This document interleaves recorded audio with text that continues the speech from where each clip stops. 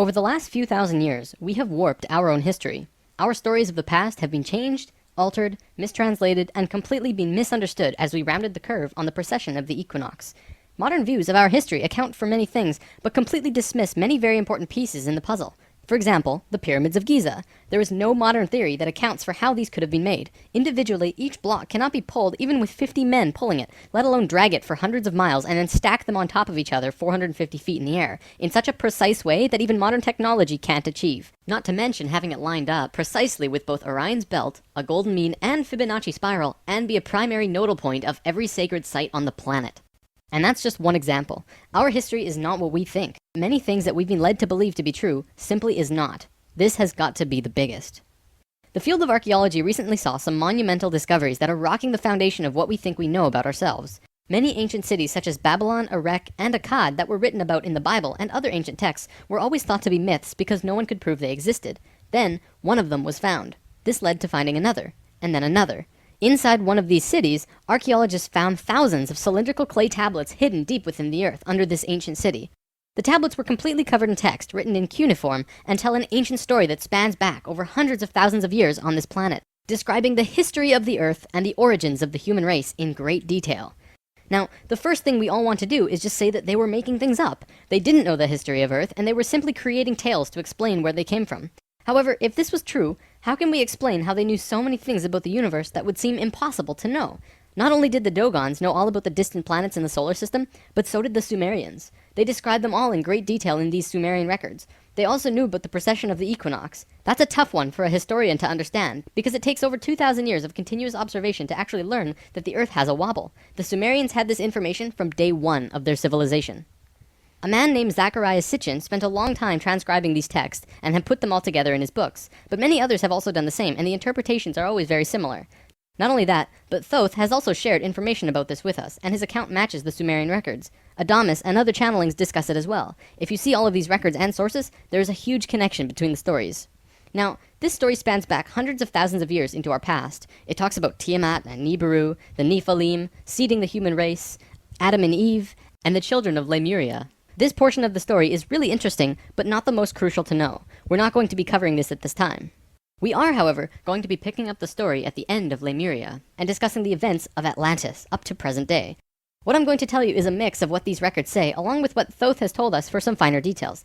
Please have your own experience while watching this. I'm not going to tell you that this is fact. I am simply saying, decide for yourself.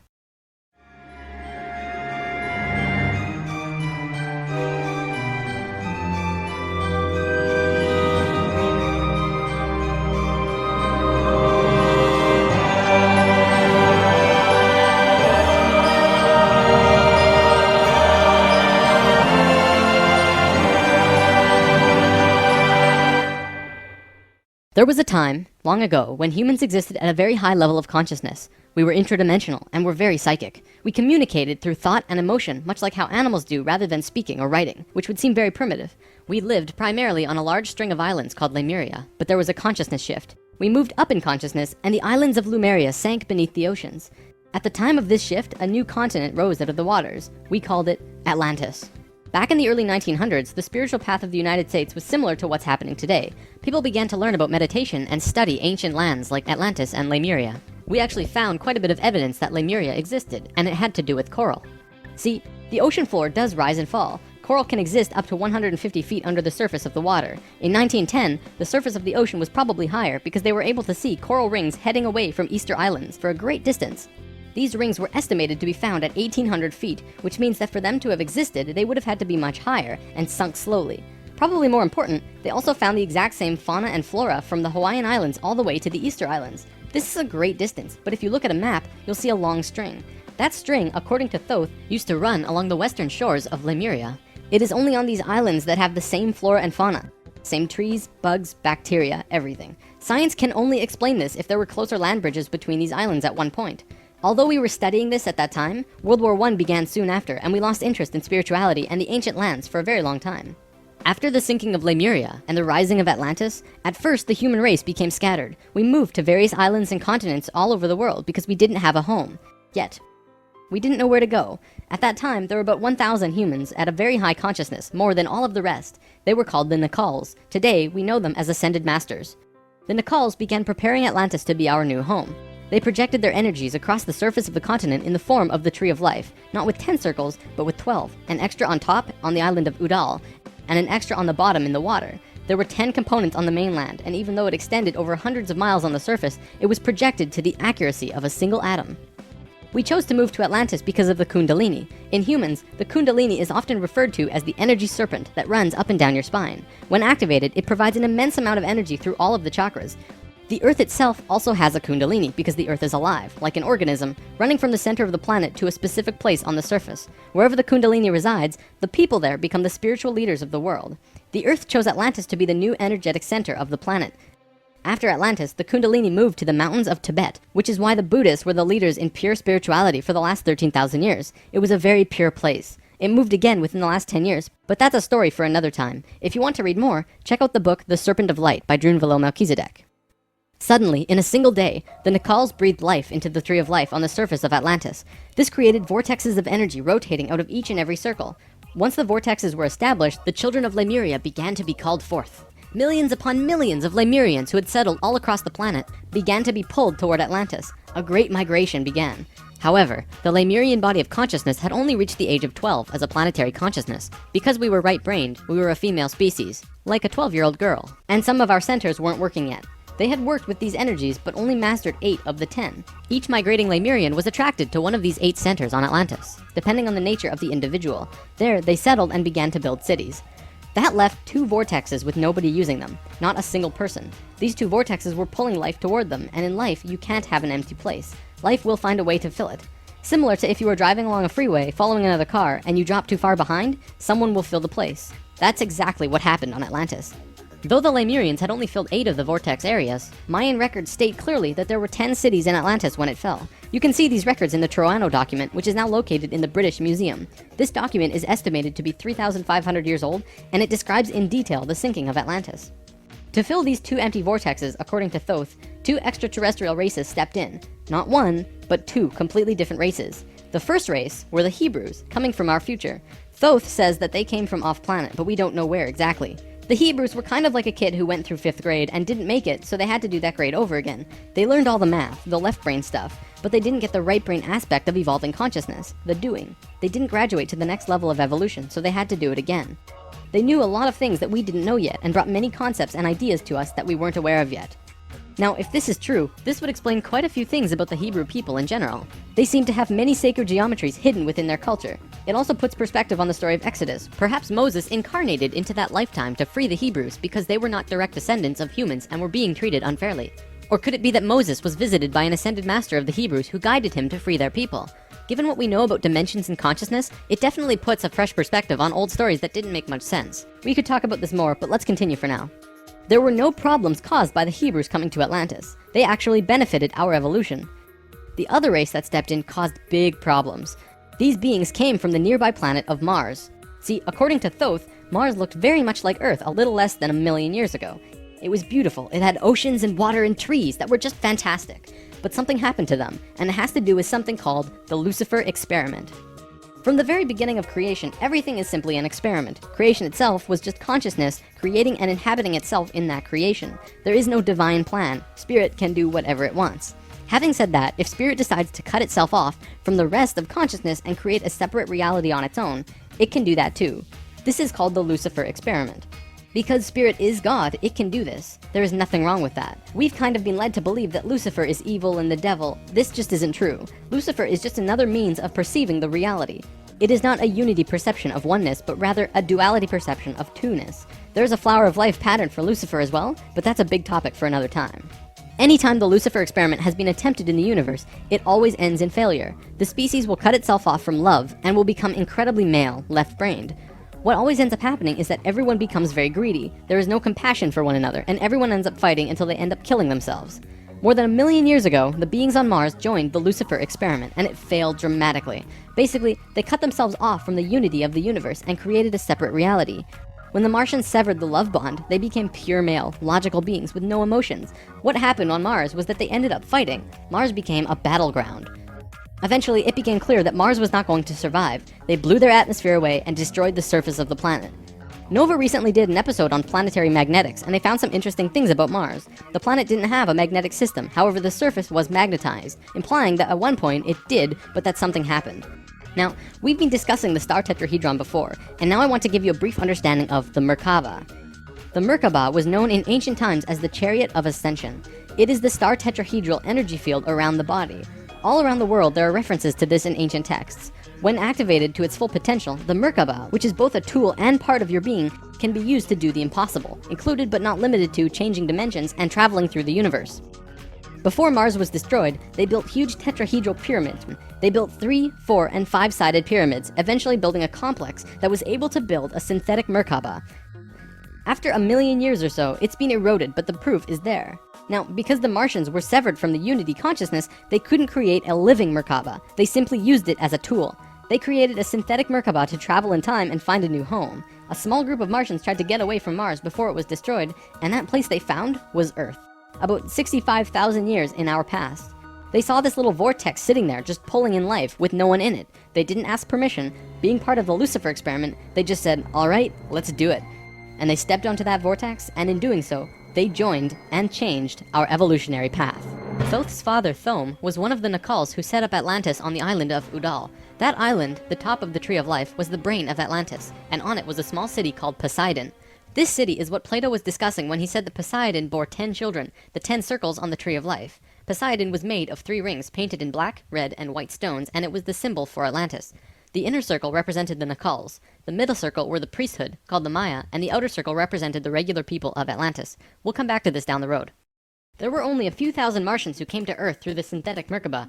The first thing they did when they arrived in Atlantis was try to take over the continent. They tried to declare war and invade. However, they were vulnerable due to their small numbers, compared to the millions of Atlanteans, and we finally subdued them. We were able to stop them from conquering us, but we could not send them back.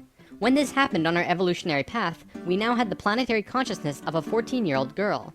The Martians were an incredibly male species, and also very old. So what you had was a 14-year-old girl being taken over by a 60 or 70-year-old man. We had no choice in the matter. The Martians just stepped in and said, like it or not, we're here. They didn't care what we thought or felt about it. Really, it was no different from what the settlers of North America did to the Native Americans. Once the initial conflict was over, it was agreed that the Martians would try and understand this female thing they lacked. This emotional feeling, which they had none of at all. Things more or less settled for a while, but the Martians slowly began to implement their left-brain technologies, which the Atlanteans knew nothing about. One after the other, the Martians kept putting out these left-brain inventions, until the Atlanteans slowly began to see things through their left brain. We slowly began to become a male species. The Martians gained control, bit by bit, until eventually they had all of the power, as was their intention. The animosity between Atlanteans and the Martians never subsided, not even till the end of Atlantis. They hated each other. The Atlanteans were shoved down and treated like inferiors. It was like a marriage that the female component didn't like, but the male component didn't really care if she liked it or not. It remained this way for a very long time, until about 26,000 years ago, when the next phase slowly began. Before we continue, we have to talk about polar shifts. See, in the 1930s, Edgar Cayce was channeling information for a geologist when he stopped and he said, "There's something you should know. In the near future, the Earth's poles are going to shift." Cayce was a brilliant man with a very strong connection to higher dimensions, where he communicated with other beings for the human race. Ultimately, it was because of his channelings that the belief system called New Age was created. This is again just putting what he was doing into boxes of understanding, because no one else understood what he was doing at that time. Nevertheless, when Cayce talked, people listened. Geologists began exploring the possibility of a polar shift, and they found something remarkable. A string of major pieces of evidence came forth and lent tremendous weight to what Cayce was saying, and they have now changed the world's view on the subject. Scientists believed that if there was going to be a physical pole shift, there would also be a change in the magnetic poles. Through studying lava beds, geologists were able to see where the planetary magnetics were when the lava beds hardened at certain depths. They found that the earlier magnetic poles were not where they were now, but in Hawaii. The last shift that took place was 13,000 years ago, and we will get there in the story soon. They did another test and found that it had shifted again 26,000 years ago as well. Scientists also learned that polar shifts happen very quickly. In a single day, the magnetics would do a complete flip, or turn 90 degrees. There's that number again. And within 24 hours, the sun would be rising differently than it did the previous day. This shift has happened hundreds of times over the last 100 million years on Earth, but it's speeding up now and happening faster and faster. Now only 13,000 years between each shift. A whole new viewpoint is beginning to be understood. From space, would this not appear as a pulse? Now, there's a lot more to talk about with polar shifts, but I'm going to give you the basics. A scientist named Charles Hapgood was studying this at great detail because the leading theory behind what caused polar shifts was still underdeveloped at the time. He came up with a theory that demonstrated to be possible through various experiments. Through these experiments, they learned that the surface of the Earth, the crust, could slip over the main mass of the Earth, which continues its rotation as if nothing happened. The crust would rotate and spin out of control until eventually it settles again in a new location aligned with the new magnetics. During this time, there are massive earthquakes and tsunamis and devastations that rock the world. Doesn't that sound a bit like the destruction described in the Book of Revelations? Now, I don't want to freak anyone out. Besides Edgar Cayce's account, many other ancient prophecies, including Nostradamus and Mayan prophecies, have talked about polar shifts in one way or another. And modern science is becoming increasingly aware that there is going to be a polar shift in our near future, which is lining up with our consciousness shift, though they don't take that aspect into account. It's funny actually, a while back, Nova did 2 reports on polar shifts, and both times NASA shut them down. Then recently, Nova released a new video called Earth's Magnetic Storm. That video shows all of the evidence for pole shifts without actually using the words pole shift. It's almost as if a specific company doesn't want us knowing about this and the evidence that's been brought forth. Polar shifts are directly related to the magnetics of the planet as well. Planetary magnetics are supposed to look like this, but the reality is much different. Our magnetics have been weakening over the last 500 years or so, and today, they look a little more like this. It was the magnetics becoming more and more warped that's causing many of the problems we've seen in the last 20 years. Birds follow the magnetics of the planet to migrate, and they've been ending up in places they shouldn't be. Whales were continually beaching themselves in the 90s because they followed these magnetics, which led them to land where there should have been water. As for humans, you know how on the night of the full moon there are more rapes, murders, and violent crimes than any other night of the lunar cycle? Well, the moon affects the magnetics of the Earth, slightly. But the magnetics are so warped right now, it's affecting how we think and act as a planet. Our collapse of social structure is related to the geomagnetics of the Earth. Or perhaps it's the other way around. There's one other thing that we need to discuss about polar shifts. They always line up with a consciousness shift. They are interrelated. Thoth lived on Atlantis for a very long time, and he told us that he saw the Earth shift 5 times, watching the sun rise in the east, and then the west, then the east, then the west. This is how to explain why during a consciousness shift at the end of Lemuria, it sank beneath the oceans and Atlantis rose. If the crust was spinning randomly around the planet, many geological events such as continents rising and falling would take place. Now that we have an understanding of polar shifts, we can continue with this drama on Atlantis. 26,000 years ago, we were exactly where we were today on the precession of the equinox. We had gone through our falling asleep phase, and we were about to begin waking up. It was at this point that there was a small consciousness shift. We actually went down in consciousness, not up. A piece of Atlantis about the size of Rhode Island sank into the ocean. This caused a tremendous amount of fear within the Atlanteans, because they thought they were going to lose the whole continent, like what happened with Lemuria. Because of the consciousness shift, one of the bigger things they lost was their connection to the future. They couldn't foresee big events such as the potential sinking of their home. After about 200 years, this fear began to subside. Now, in both the Bible and the Sumerian records, the accounts of Adam, Eve, and all of their children were recorded to have exceptionally long lifespans, like 900 years or so. So 200 years for us back then is like 20 years for us today. We'll explain how we got there soon. Things kind of settled for a while, and then between 13,000 and 16,000 years ago, a comet approached the Earth. Because we were living at a high consciousness across all dimensions, the Atlanteans became aware of it before it hit. A great conflict occurred in Atlantis. The Martians, who were in the minority even though they were in control, wanted to blow it out of the sky with their laser technology. However, the Nakals had learned of the comet's true nature, and the Atlanteans protested. They said that the comet was in divine order. They had to allow it to take place naturally. Let it hit the Earth. That's what's supposed to happen. The Martians fought the Atlanteans, but in the end they gave in. The Martians agreed to let it hit the Earth. When the time arrived, it came screaming into the atmosphere, plunging into the Atlantic Ocean just off to the western shores of Atlantis, near where Charleston, South Carolina is now, only that was at the bottom of the ocean at the time. The remnants of the comet are now scattered across 4 states, and science has definitely determined that it hit at least 12,000 years ago, if not more. They're still finding pieces today. Although the main portion struck near Charleston, a few fragments actually hit the main body of Atlantis, crashing into an area right where the Martians were living, killing a huge portion of their population. They were pissed. They said, "It's all over, we're divorcing you, and we're gonna do whatever we want. You can do what you want, but we will never listen to you again." We know this whole bit. We've seen it in divorced families throughout the world. And the children? Well, look at our modern world today. We are the children. You can guess what the Martians did next. Their primary interface with the reality was control, and when their anger rose to meet their desire for control, they decided to take over the Earth. They began to once again create a complex like the one they built on Mars long ago to try and create another synthetic Merkaba. If they had succeeded, they would have gained control over everything on the planet.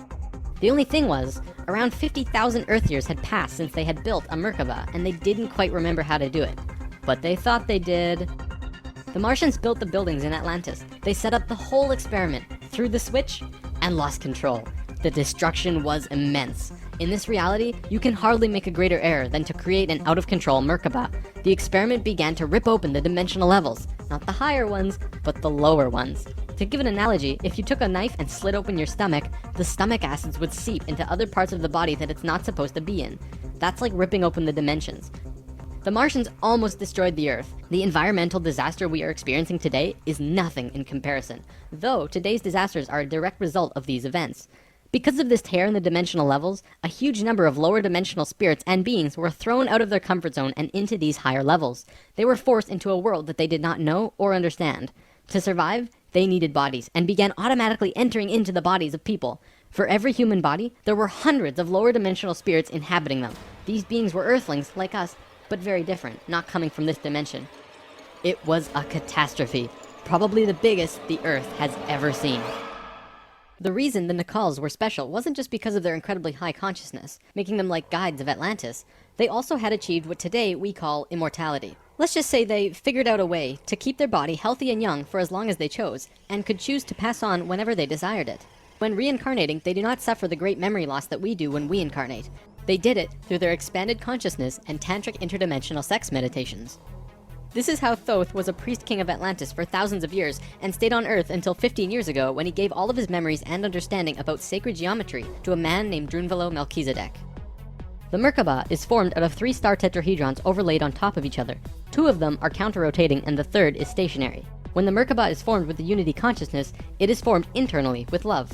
When it is formed externally through the Lucifer experiment, it does not have that love and can become unstable very quickly. The Martians' attempt at controlling the world took place on one of the small islands in the west of Atlantis. This place today is known as the Bermuda Triangle.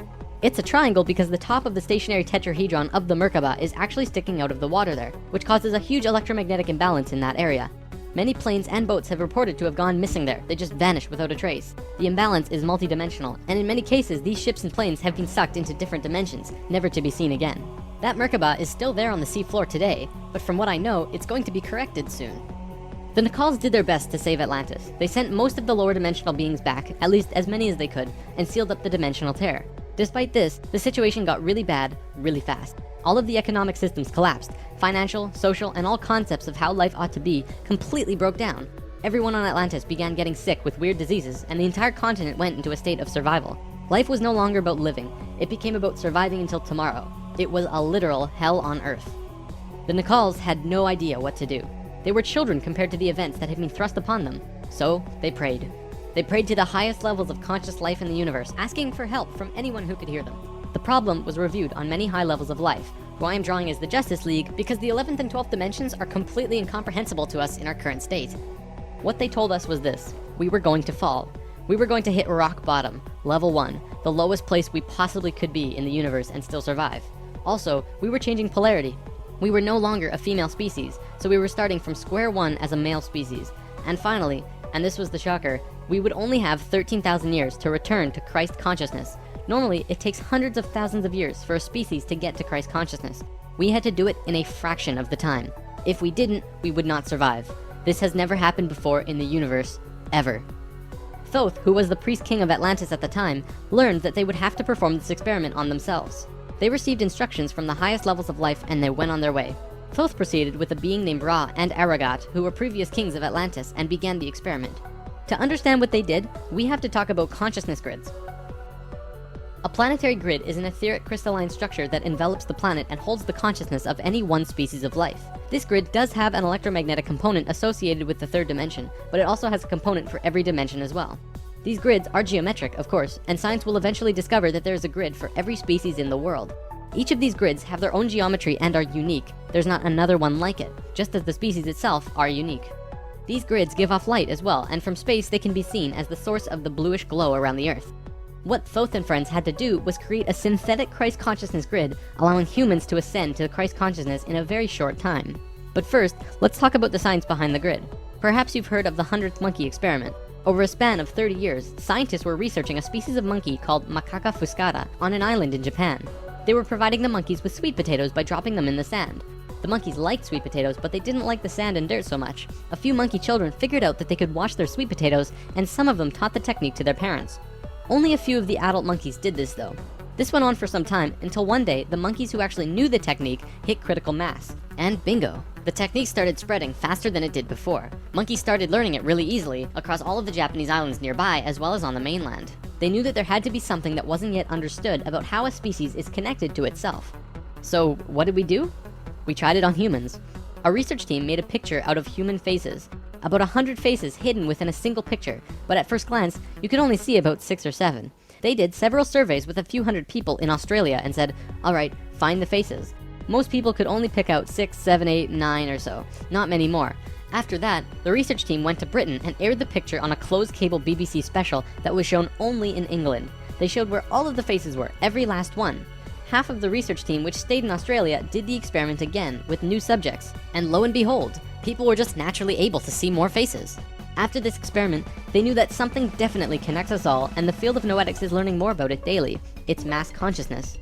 In lesson 11, I showed you the 3 levels of consciousness. Each of these levels have their own consciousness grids around the planet, and our second level grid is based on squares and triangles.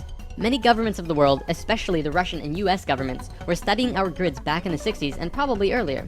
When mapping out the grid on the planet, you find little military bases on many of the nodal points of the grid. There are tons of these bases way out in the middle of nowhere, like on little islands like Guam.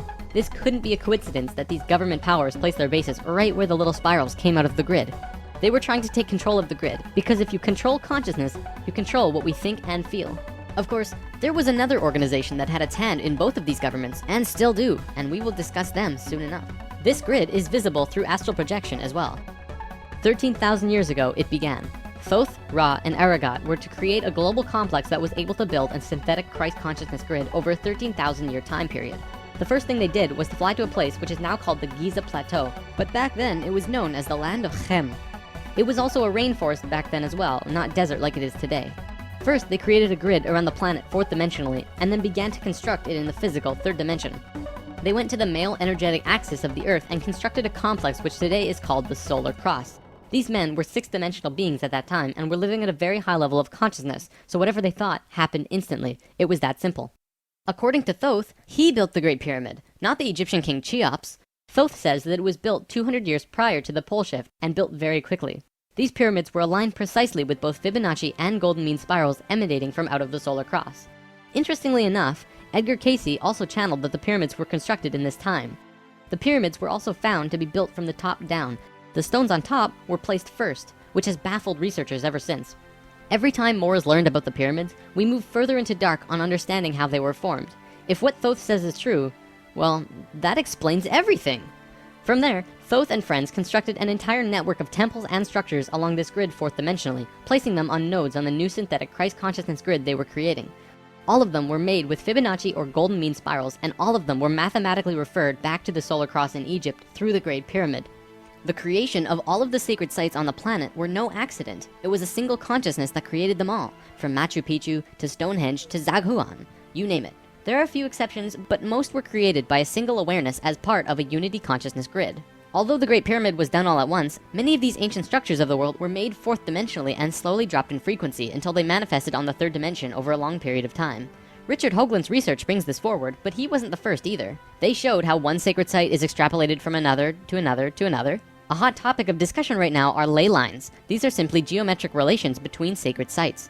Archaeologists are now finding these huge connections between major spiritual sites in the globe, and now we know why they're connected. These sites had to be built physically so that the Christ consciousness grid could manifest. In a way, think of the physical sites as the wiring of a giant wireless electrical system, and then it needs about 13,000 years of continuous energy flow for it to actually turn on. And just so that you're not left in suspense, yes, the grid was completed. It came to life and is now active, though not really used. Congratulations, Earth! We actually survived. Not only has Thoth told us this in person, but he's also written it down in the Emerald Tablets. These tablets were left in the Great Pyramid thousands of years ago. There are 12 tablets in total, formed from a substance created through alchemical transmutation. They are imperishable, resistant to all elements and corrosion. Their atomic structure is fixed in place, and no change can ever take place. In that respect, they violate the material laws of ionization. These tablets share a great wisdom, and you can read them at over 100 different levels of consciousness, and you will always understand them differently. If you're interested in this stuff, you should definitely consider reading them. As you can probably tell, Thoth plays a pretty large role in what happened. Most of this information comes from him. Thoth also provided most of this information about the flower of life and its geometric relationship to consciousness with us. And this stuff is tied intimately to the geometry of the universe. Considering the quality and quantity of information that he has shared, it makes you really start considering that this next part can be true. The Great Pyramid has a legendary missing capstone. According to the Emerald Tablets, deep under the Great Pyramid there's a room called the Hall of Records. This room was not built by Thoth and long predates the Atlantean civilization. Within the Hall of Records is the capstone of the pyramid, which is 5.5 inches high, solid gold, and completely holographic image of the Great Pyramid. It has all of the little rooms and everything. However, this leaves us with a 24 square foot piece of the Great Pyramid that's missing. If what Thoth says is true, that missing piece actually belongs to a very special airship that exists on Earth. And the way to the airship is through the Sphinx. The Sphinx, according to Thoth, is not 12,000 years old, but dates back over 5.5 million years on Earth. Deep under the Sphinx, about 1 mile down, is a round room with a flat floor and flat ceiling. Inside this room is the oldest synthetic object on Earth. The object is about 2 city blocks in size. It's round like a disc and has a flat bottom and top. It is also only about 3 atoms thick, except for a pattern on the top and bottom which looks like this. This pattern is 5 atoms thick. Thoth says that it's powered by consciousness, thoughts, and feelings, and connects with your own living Merkaba, which means that it becomes an extension of you and your own energy fields. The ship is also intimately connected with the spirit of the Earth, and is the protector for the whole planet. Thoth built the pyramid the way he did to fit with the ship. When on top of the Great Pyramid, it creates this image from above. The disc ship has a circumference equal to the perimeter of the Great Pyramid. As we discussed in Lesson 11, whenever that ratio appears, life occurs. This ship can only be used by the purest of souls. See, whenever we approach the point in the precession of the equinox where our poles do these shifts, we become very vulnerable. Things often degenerate, and while things become chaotic, there are often other species who wish to take us over. This has always happened, not just with us, but with all evolving consciousness. Every time a takeover seems imminent, a very pure person will find their way to the ship and raise it into the air. The Earth and Sun will connect with that person and give him or her great power. Then, whatever that person thinks and feels will happen. And think about it. If consciousness is the primary core component of the entire planet, does it not make sense that it would have its own defense mechanism? This defense is an airship that plugs into the Earth and the Sun, allowing the Earth to have protection. Our takeover event actually already happened, the same year the Christ grid was activated. The year was 1989, and we were having some troubles with the Greys, a race of ETs who were slowly plotting takeover due to a previous scuffle we were having. A very pure woman in Peru made the ascension process into the Christ consciousness grid and found the ship. She tuned it to the frequency of the 4th dimension, where she raised it through the Earth and into the air, and manifested a situation for the Greys to leave. Within a very short time, the Greys began getting sick, and remained sick for as long as they stayed here.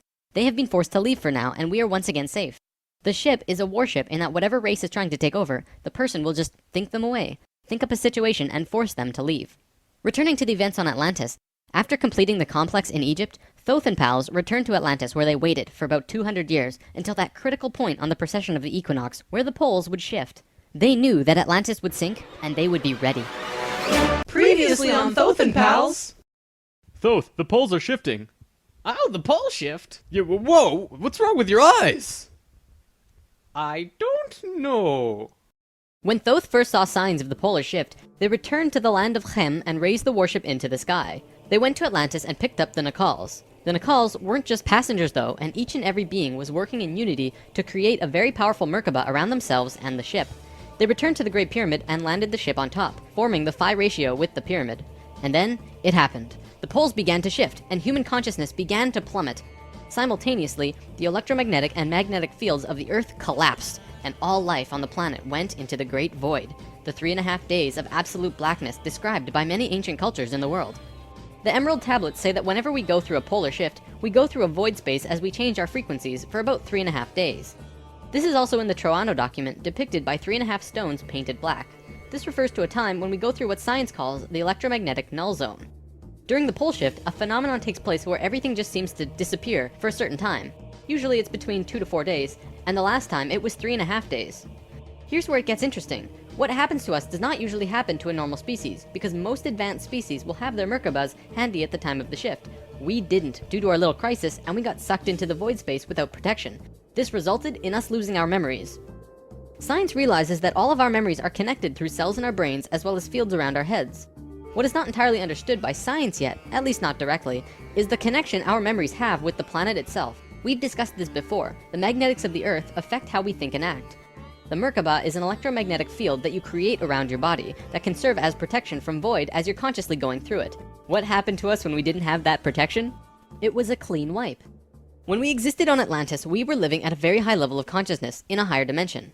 We had extremely advanced and sophisticated bodies and minds, and were capable of practically anything, living in a dimension where molecules were spaced so far apart that consciousness could interact with them without physically moving. It's hard to explain because you can literally shape your environment immediately through your consciousness in these higher frequencies. In that sense, we were creators, knowing and understanding oneness, beings of love. But then we fell. We dropped back down to this place called the third dimension. We also fell in consciousness back to zero. We forgot how to use the pineal gland, and it slowly shrunk to the size it is now, like a raisin, where it's supposed to be eyeball size. When this happened, we forgot how to breathe source energy into our bodies, and our lifespans went kaput. Eventually, we went from 900 years to what it is today. We had not experienced this dense reality that we had before, at least for a very long time. We were kind of like a supercomputer that gets completely wiped. No operating system or anything. We had these advanced physical bodies, but we didn't know how to use them. This is why today we are so physically advanced compared to pretty much all the other animals in this third dimension. For a time, the survivors of the Atlantean fall, and there were a few, were literally hairy barbarians. We even had to rediscover fire. The reason we're having such a hard time finding evidence of Atlantis is because for the most part, the events of Atlantis took place on a much higher dimension than our physical Earth exists on right now. Everything I've drawn of Atlantis can't be taken as that's what it looked like, because it didn't. This landmass did physically exist, but the Atlanteans were not inhabiting that dimension of its existence. If the warship hadn't been protected by the Merkaba, the Nacals would have lost their memories. They retained their memories when the Earth came out of the void and began their work once more. Thoth and 1/3 of the Nacals went to the Island of the Sun in Bolivia. Aragot and 1/3 went to Tibet, and Ra and the remaining third went to Egypt, where they waited. Now, we're going to begin bridging the gaps between this story and our current history. In between the fall of Atlantis and the dawn of our first civilizations, who were the Egyptians and the Sumerians, there was a 6,500-year gap between them. What was happening to us in that time? We have to look at this precession chart again. This is where we fell in consciousness, point C, and this was our falling asleep phase too. Thoth, Ra, and the Ascended Masters were waiting until point D. They had to wait for humans to just evolve themselves over a 6,500-year time period until they were advanced enough to actually receive this new information that they were going to provide. Sometime in here was when the flood of Noah occurred. Because of the pole shift, the Earth went through an ice age. This is scientific fact. When the ice melted, it would have caused massive flooding. DNA is the physical manifestation of who you are. It is your soul's physical aspect. What we are seeing in DNA is changes in the codons. There's 64 possible codons in DNA, and humans only have about 22 or so. What we're finding is that there are 6 more codons being activated within these children, and they are choosing 2 of the 6. These kids are what we call indigo and crystal children, and probably the super psychics as well. Now, this is a chromosome. Basically, what this is lots and lots of DNA wrapped into this weird H-like shape. This is located in every cell and is part of your body of consciousness.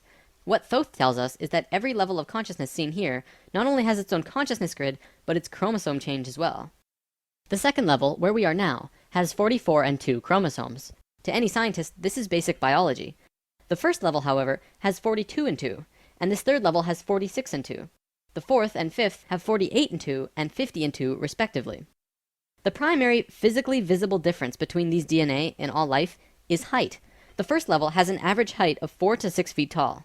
The second level, us, has an average height of 5 to 7 feet. Third are about 10 to 16 feet, which we are about to translate to. Fourth is 30 to 35 feet, and the last is 50 to 60. You may remember a being named Metatron, the Hebrew archangel who is the perfection of what humanity is to become. He was 55 feet tall, that guy. The last 2 heights are far in the distant future for us, though.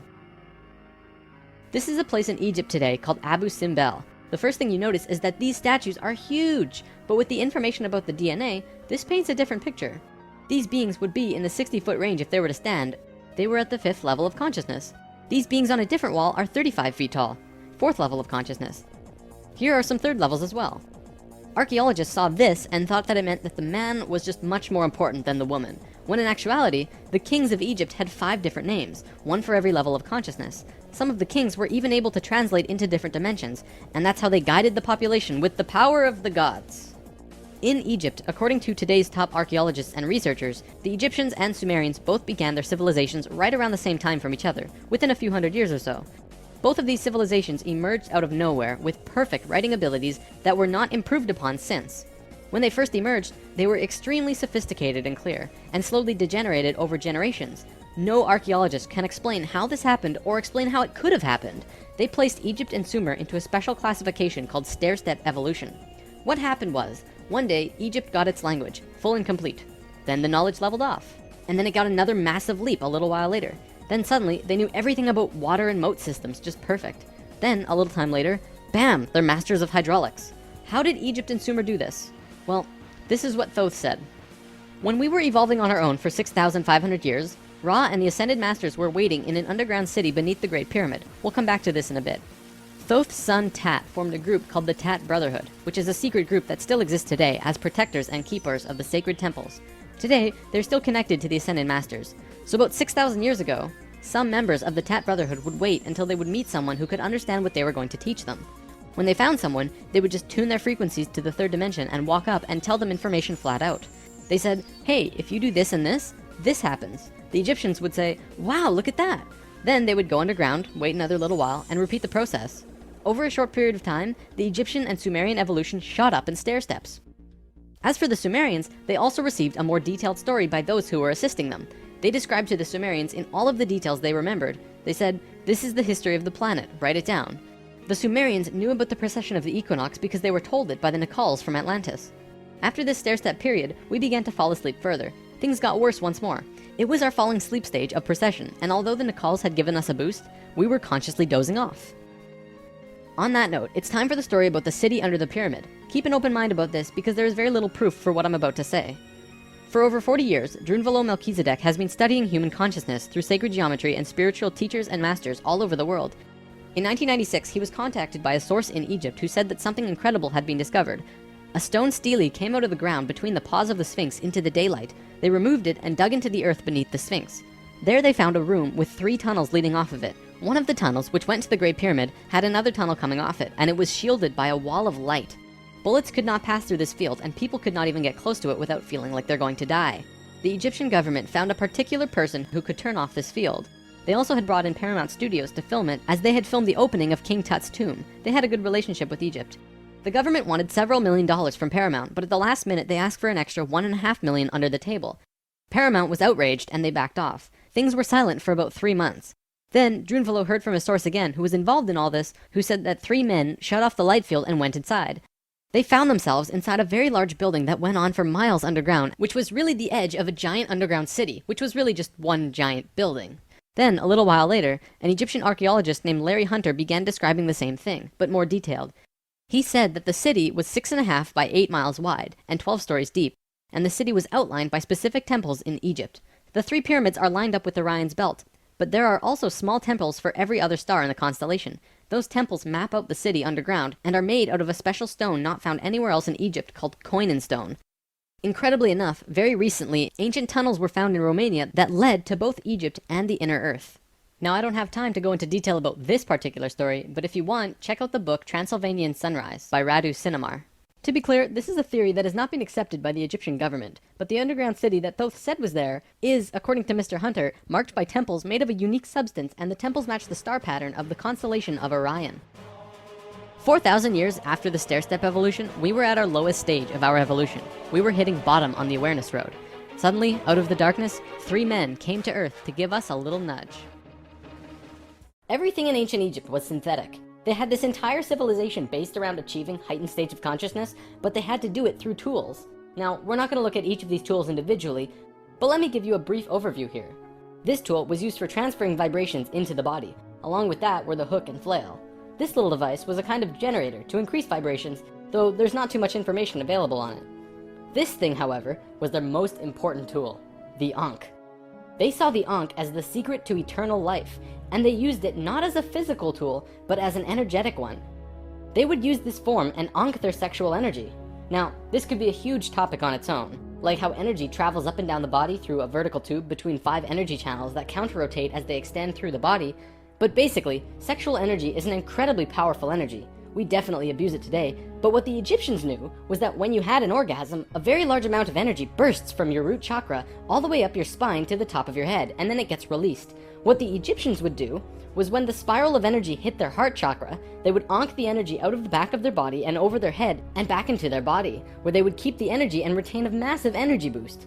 In other words, if you take a tuning fork and hit it, it will reverberate for a certain amount of time. Then, if you attach an onk on top of it and hit it again, it will reverberate at least 3 times longer. The Egyptians were doing this with their bodies. Moving on, when Atlantis was first formed, the Nacals set up something called a mystery school. This is a special type of school where you learn about consciousness, and you learn different aspects of expanding your own consciousness, and eventually getting to a place where you become immortal. It usually took a very long time to achieve this state, and that's why there were only about 1,000 Nacals in comparison to the millions of Lemurians at the start of Atlantis. The first Atlantean to reach the immortal state was a man named Osiris. Ancient Egypt's mythology tells a story about Osiris, a man who was killed and cut up into pieces by his brother in an act of rage, and then the pieces were scattered. This event, perhaps less exaggerated than the myths, actually did happen, and it took place on Atlantis. Osiris's wife and sister retrieved the pieces, and upon returning the final piece, they restored the creative energy flow and brought his spirit back into the body. Through doing this, Osiris became immortal, and he was the first immortal of Atlantis. This story is told throughout ancient Egypt on many temple walls, and I'm going to show you why. Osiris went through the 3 stages of consciousness. The first one was whole, the second was separated from itself, included physically, and the third was whole again. The Nacals used Osiris's understanding of how he became immortal as a template for how others could do it as well, only through consciousness, without needing to be cut up, of course. This eventually became what we would call the religion of Atlantis, but it was more of a deeper understanding that they were following. This template was also used in Egypt, which we will look at now. Through this stair-step evolution, we began to change from the first level of consciousness into the second. Before the fall, we had incredible memories. It wasn't this vague recollection that we have now, but today we might see it as full-tilt 3D holographic memory. After the fall, we still had a photographic memory and could share these experiences with each other, which is called dream time. It is what the Aborigines of Australia still have today. Through the introduction of writing, however, we began to change from the first level of consciousness into the second. We lost our incredible memories and became very separate from each other and ourselves. Thoth was the one who introduced writing, and if you look at ancient Egyptian culture, it even says, Thoth brought writing to us, as well as many other things. Now that we were in the second level, over time, things began to change, and a very serious problem developed, which if it hadn't been solved, it would have caused a major catastrophe in our own near future. Basically, in Egypt, the Ascended Masters had used Osiris's genetic coding of changing chromosomes to show others the path of ascension. They developed a system of 42 and 2 gods, with a lowercase g. They were actually called Neters. Most will recognize this one. His name was Anubis. There were 42 and 2 Neters who were representative of human chromosomes. Each one of them showed a specific pathway of life or human experience, and people would follow these understandings to learn more about their life or their own reality. The problem developed when both Upper Egypt and Lower Egypt became more separated from themselves, and the meanings of these Neters were lost. Over time, the drawings of these Neters changed, and the meanings changed with them. People had no idea what they meant. Then it got worse, when the Egyptian king Menes merged Upper Egypt and Lower Egypt into a unified country. Menes also merged the belief systems, so now you had 88 gods that people were fighting over to decide who was really God. This was an issue because now they had people not knowing what to believe, completely lost, separated from their understanding of their own divinity and God. Things became separated further, people fought over which gods were really gods. Today we look back and say, wow, they thought there were so many gods, when really, this wasn't the case at all. Even with the help from the Tat Brotherhood, we just couldn't get it right. There was one short period of Egyptian culture that most historians don't really understand. As it's written in ancient texts and hieroglyphs, for 17.5 years there was a bizarre new ruler that completely changed how Egypt was run, and his name was Akhenaten. Before him, there were only kings. Akhenaten was the first pharaoh, which meant that which you will become. He was also, believe it or not, 15 to 16 feet tall, at least that's how he was always depicted, and had an elongated skull. Both of these aspects are related to Christ consciousness. Akhenaten abolished all previous understandings of God and tried to instill a one-God understanding in everyone. After 17 years, the majority of Egyptians revolted and Akhenaten was killed, soon to be replaced by someone else, returning to the old system. What actually happened? To correct the problem, Thoth got the help from Ai and Tia, who were the first immortals from Lemuria, and got them to mate interdimensionally to conceive a Christ consciousness being. Thoth said that he worked with the previous kings of Egypt to help achieve this, and Egyptologists find that Akhenaten came completely out of nowhere. It took some time, and there was a transitional period involving Amenhotep III, but soon Akhenaten was on the throne. Akhenaten used his time to bring Egypt back to a simple religion where there was one God, one reality. He used imagery of a sun disk to represent this. The priests in Egypt didn't like that because the religious beliefs were centered on the priests. Then he comes along and says, you don't need priests, God is within you, and you can access God from within your own selves. Well, they didn't like that. He also pulled the military back and said, don't attack unless someone else attacks first. The military didn't like him either. Plus, the people generally didn't like him because they enjoyed worshipping their many gods. Eventually, they disposed of him. After all that, what did Akhenaten do that evidently saved humankind? Well, he developed a mystery school with the intention of showing a small group of humans a way to ascend into the immortal state. Usually, it took hundreds of years to reach the level of immortality, and Akhenaten had 17 years to produce results. This was a very close call, but he did it. He actually showed 300 individuals the path to immortality in this short time. So after the general population disposed of Akhenaten, these 300 immortals would go beyond Egypt.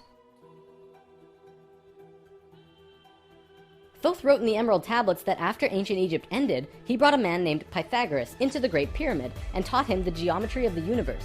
That man then went on to found Greece, which was originally built upon schools for teaching geometry and the Platonic solids and all of that stuff.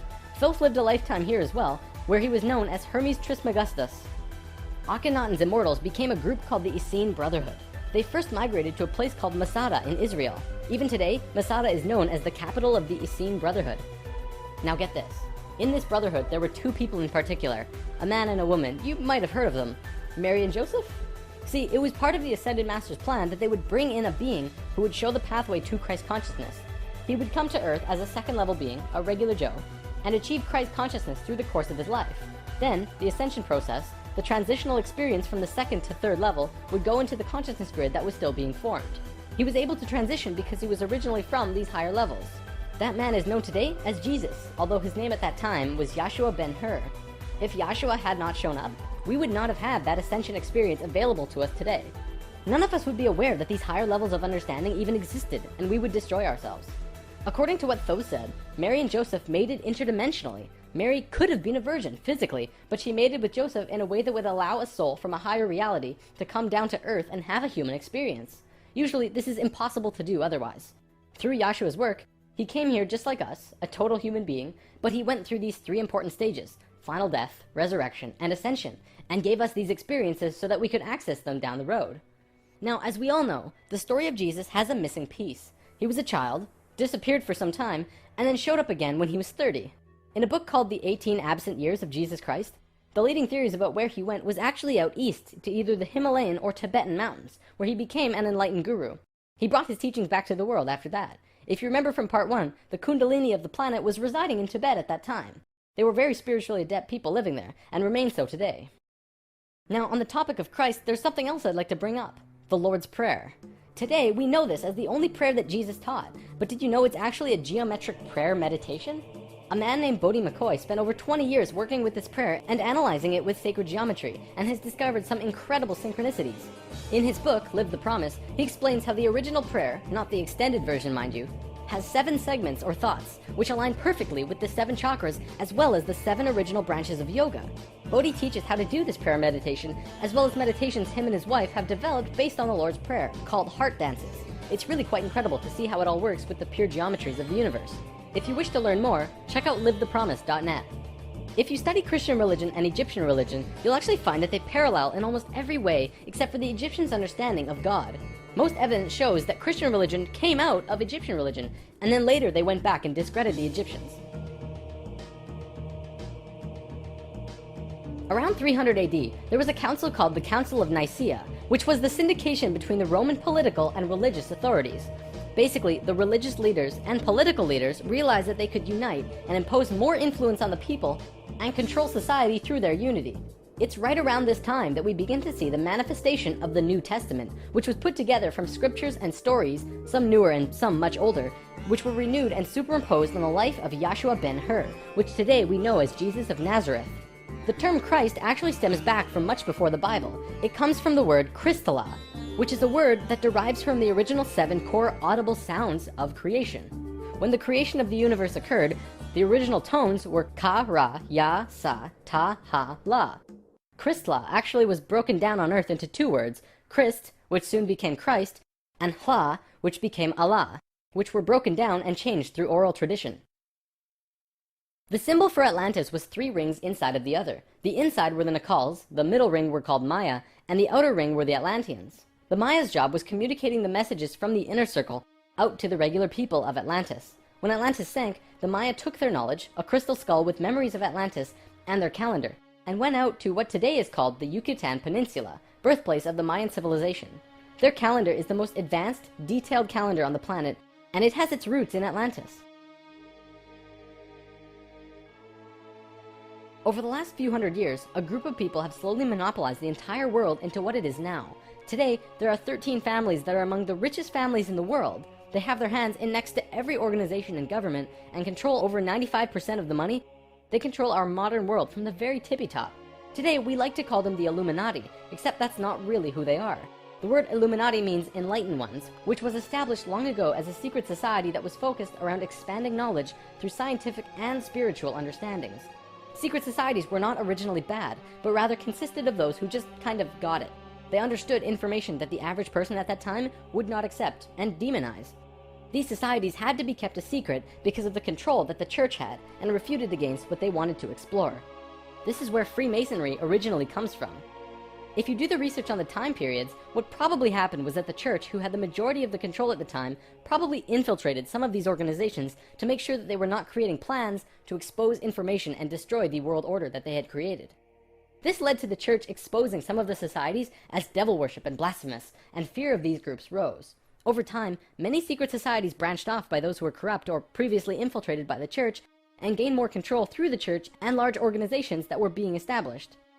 Today, there exist 13 families around the world who pretty much own the world, with over 95% of the money and a lust for greed, power, and control.